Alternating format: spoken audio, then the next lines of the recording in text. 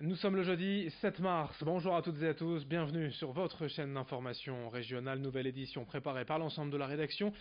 Voici d'abord la météo avec encore une journée difficile. En fait, une météo très instable.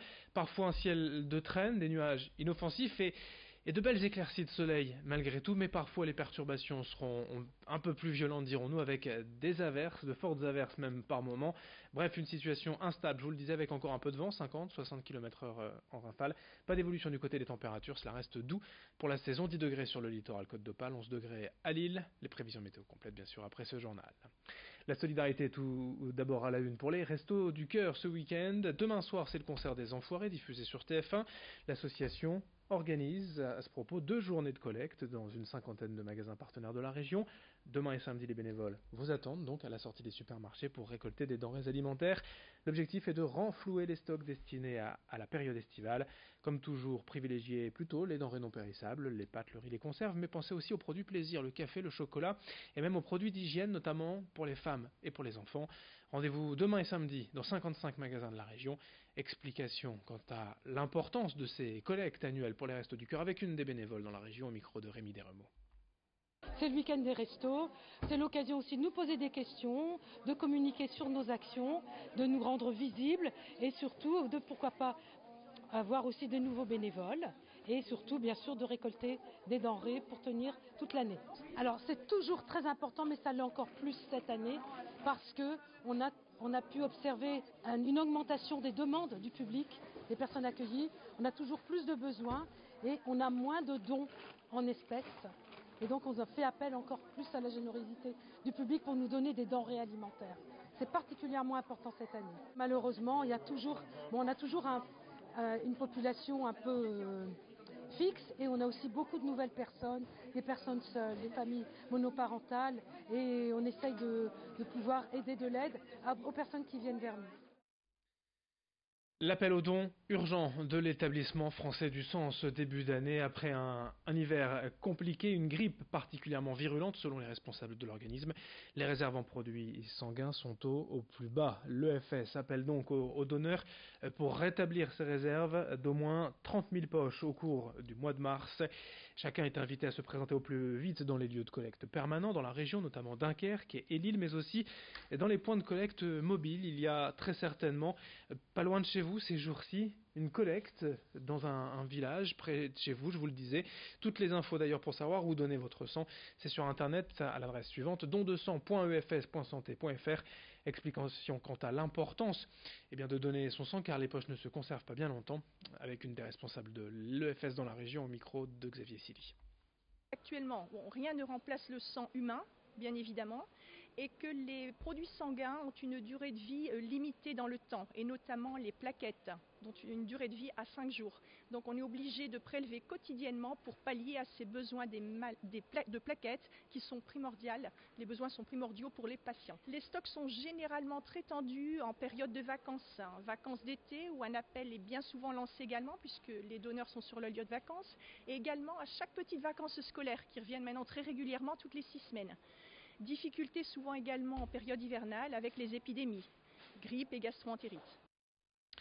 Et dans l'actualité également de cette semaine après Mardi Gras et les festivités du Carnaval, hier c'était le mercredi des cendres, symbolisant pour les catholiques l'entrée dans le carême, une période de 40 jours de jeûne, de pénitence, de prière et de détachement des biens matériels. 40 jours qui correspondent en fait à la traversée du désert du Christ et qui se terminent par Pâques. Pour les croyants, il n'y a toutefois pas d'obligation, chacun peut faire carême à sa manière, en mangeant un peu plus légèrement, en se privant de quelques plaisirs ou des nouvelles technologies. C'est le cas par exemple d'Étienne, étudiant à la Cato à Lille, qui va profiter de ces 40 jours pour faire un point sur sa vie, être plus à l'écoute des autres et se passer un peu plus notamment de son téléphone portable. Explication, témoignage recueilli par Vincent Vieillard. Pour moi, le carême, en fait, c'est faire un petit peu place nette dans sa vie et je pense que ça, tout le monde peut le faire. Enfin, selon moi, tout le monde peut, par exemple, se dire, je vais essayer de me priver un petit peu de mon portable ou je vais essayer de donner plus de temps à mes amis. En fait, le temps, le carême, c'est vraiment un temps particulier pour les chrétiens où on se dit, pendant 40 jours, je réfléchis à ma vie, qu'est-ce qui est bien, qu'est-ce qui est pas forcément très bien et qui je pourrais améliorer. Et j'essaie de mettre des moyens concrets en place pour justement changer tout ça pendant 40 jours. Et j'ai 40 jours pour réfléchir dessus et en même temps prendre les actions et comme ça arriver à Pâques, voilà. À la veille du 8 mars et de la Journée internationale des droits des femmes, on s'intéresse à celles qui ont choisi de faire un métier généralement pratiqué par les hommes. Élodie Rigaud a repris la boucherie familiale à Vambrechy, près de Lille, il y a plusieurs années. Et elle nous fait partager sa passion du métier. Reportage signé Idil Gunay. Depuis 10 ans, Élodie Rigaud est bouchère. Après un bac scientifique, elle s'est tournée vers un CAP boucherie. Aujourd'hui, elle gère cette entreprise familiale aux côtés de ses parents et de sa sœur. Et manipuler des carcasses d'une trentaine de kilos, ça n'a jamais rebuté la jeune entrepreneuse âgée de 27 ans. Là, je suis en train de désosser un jambon, donc c'est du porc, pour nos préparations, parce qu'on fait les jambons nous-mêmes en fait. Donc, faut le désosser, le préparer, le dénerver, faire qu'il soit bien quand le client l'aura dans son assiette. Donc oui, c'est un petit peu physique, mais bon, après quand on a l'habitude, ça va tout seul. Pour moi, c'est pas un souci de travailler tous les jours dans les carcasses avec la viande. Donc non, moi ça m'a pas fait reculer de jour en jour. Au contraire, je m'épanouis dedans, donc c'est super. En 10 ans, la chef d'entreprise a su s'imposer dans un milieu en majorité composé d'hommes. Au total, elle a sous sa responsabilité 17 salariés dans cet établissement situé à Vambrechy. Très tôt, pour Élodie, le choix du métier de bouchère s'est naturellement imposé. Un papa boucher et un attrait pour les métiers de bouche lui ont impulsé l'envie de poursuivre l'activité familiale. C'est comme Obélix dans la marmite. Moi, je suis tombée dans la boucherie depuis que je suis toute petite. Mon papa, ça fait plus de 30 ans qu'il exerce ce métier. Je l'ai toujours vu travailler avec maman. Pendant les fêtes, pendant les vacances, j'étais toujours à leur côté. Je me rappelle, le premier morceau de viande que j'avais fait, j'avais désossé une poitrine de porc. Et puis après, j'aimais bien jouer à la marchande, parce que c'était sur des vraies machines, on avait des vraies pièces. Depuis quelques années, de plus en plus de femmes intègrent la profession. Un changement qu'a pu constater Élodie. Il y a 10 ans, quand j'ai commencé l'apprentissage, donc j'avais 17 ans et demi, je me rappelle que dans la classe, j'étais la seule fille.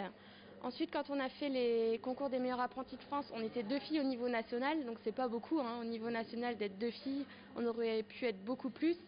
Et je vois maintenant, 10 ans après, on n'est pas beaucoup de filles, mais de plus en plus, donc c'est rassurant pour l'avenir. Fini le stéréotype du boucher rondouillard à la carrure imposante. La boucherie, un secteur qui tend à se féminiser et qui recrute dans les Hauts-de-France. Allez, fin de cette édition, à suivre dans un instant vos prévisions. Météo, très bonne journée à toutes et à tous.